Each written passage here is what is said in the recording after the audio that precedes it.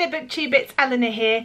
Today I want to talk to you about some non-fiction books that I've really been looking forward to trying. So these aren't books that I've read yet, so I'm not recommending them as such, but they're just ones that I've gone through my non-fiction part of my shelf and they're really calling to me at the moment. I've been having a bit of a non-fiction kick. If you haven't been watching, you'll know that I've fallen down the rabbit hole that is Harper Lee and Truman Capote.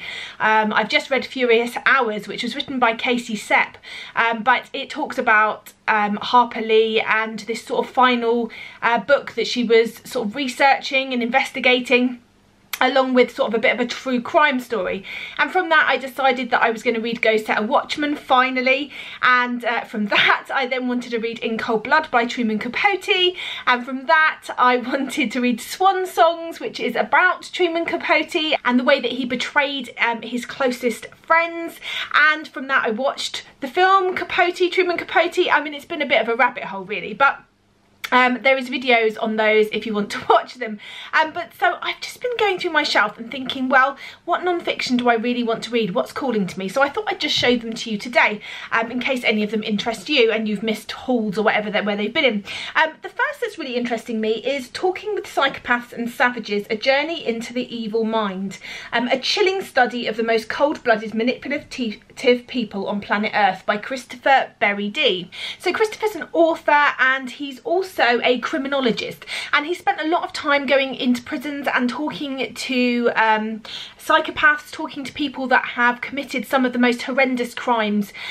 He's also spent time talking to their psychologists and discovering more about the sort of psyche of these people, and I just think it's going to be a really chilling look into the minds of a psychopath. And yeah, I'm really interested. I know it's morbid or sadistic, I don't know, but I'm interested in the criminal mind. And falling down that particular rabbit hole, I've also picked up recently, well, a few months ago, Confessions of a Sociopath by Emmy Thomas. Now this is written, I believe, under a pseudonym because the author themselves is a sociopath, and she talks about her life and what it is being a sociopath and what that means, and the sort of person you are and how you portray yourself, because sociopaths don't have to be criminal. They can be non-criminal sociopaths. Just because you're a sociopath doesn't mean that you have to commit a crime. And so, in fact, Emmy Thomas, I believe, whoever this is quite a high-powered business person. And so this talks about her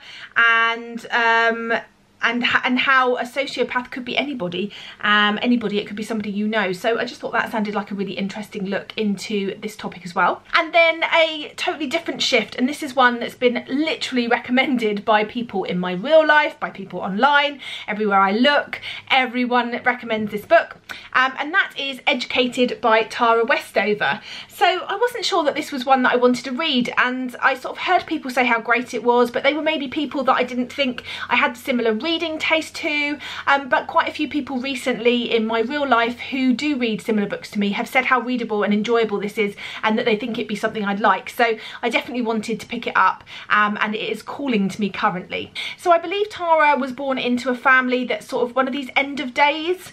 I don't actually know what it's called, but they believe in the end of days, and so she grew up without sort of a birth certificate or a passport or an education as such, and at 16 she decided that needed to change, and it just talks about her life from then on, and a bit about, I suppose, her life growing up. So I think this sounds like it's going to be an interesting one.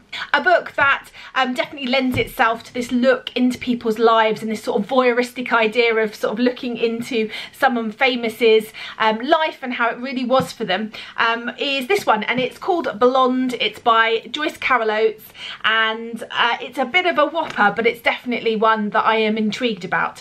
I originally saw this on Helen, I think it's Helen Jepson's channel, and that was definitely what drew me in to pick this one up in the first place. So if you haven't guessed from the front cover, I think this is about Marilyn Monroe, but also I think it's a look into what it was to be famous, what it is to be famous, how that affects people's lives, but mainly about Marilyn Monroe, who actually I don't know an awful lot about at all, so I would really enjoy finding out a bit more about her life. This one is again one that has had quite a lot of sort of responses on BookTube in terms of saying how great it is. I picked it up when I was in London recently at the Gay as the Word bookshop, which if you haven't been and you're ever in London is well worth a visit. It's called The Trauma Cleaner by Sarah Krasnostein, and this is about a woman who is a trauma cleaner, but also I think it's much more than that.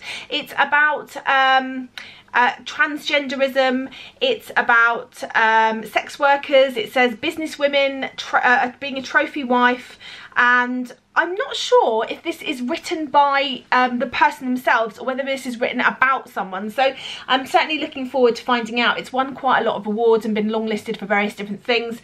It's quite a short one, but it's definitely one that I've heard from people packs a bit of a punch, so that is definitely hot on my list at the moment as well. The final two are ones that have probably been on my shelf the longest out of all of these, and ones that this sort of look into In Cold Blood and Furious Hours has really sort of tickled my interest in this sort of true crime idea. So the first one is I'll Be Gone in the Dark by Michelle McNamara, and this is all about McNamara's obsession with the Golden State, I think it is it Golden State? Yeah, Golden State killer, who was a serial rapist? Yeah, a serial rapist turned murderer in California, and unfortunately Michelle McNamara died before the release of this book, I think, and so and I think just as she died, someone was caught. I don't know, I don't know much, but I know that she was obsessed with researching this, so I just think this gives me a similar feel to Truman Capote, if I'm honest. He was obsessed with this particular, the Clutter killings, and he really wanted to write this book, and she became obsessed with finding out about this, so I don't know, I just want to read it and find out for myself a bit more, because I don't know anything about this Golden State Killer, and I don't know anything about this story, so I'd really like to find out more. The other one I think sounds really intriguing. It's called A False Report, A True Story, and this is about a woman who I think went to police and said she was raped, and because of the person that she was, they didn't believe her, and so she was forced to recant her statement and say that she'd lied, and then someone else is murdered in exactly the same way, and the police realised that she was probably telling the truth. And I just think this is going to be more than just a look into the crime itself, and more into how both police and people judge people, and how difficult it is to get yourself heard about something if people have always got a preconceived notion about who you are. So I think this is quite an important story in all aspects, really. So these are all the books that I have been interested in reading recently. I've got really invigorated. I was going through a slump. I've got really invigorated by this idea of reading some non-fiction, and I've just really been enjoying it. It's been what's been making me want to pick up books. And I think sometimes I just go into this sort of state. And in fact, I'm like that with everything in life. If I found a new recipe for a food that I really like, I become obsessed about that for maybe a few weeks, and that's all I want to eat, and then I don't want to eat it again for ages. And I think I'm like that with books. I get obsessed with a genre. I had this sort of spell at the beginning of the year with YA, where all I wanted to read was YA, and that was all that sort of made me want to pick up books.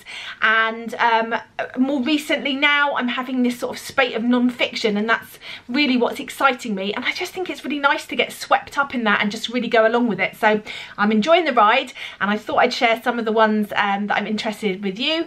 Let me know, which one should I start with? Is there any that you specifically recommend? Any here that you have personally given 5 stars? Let me know in the comments down below, and maybe that will give me the push to pick that one up first. But for sure I'm going to be picking as many of these up while the bug has got me for non-fiction.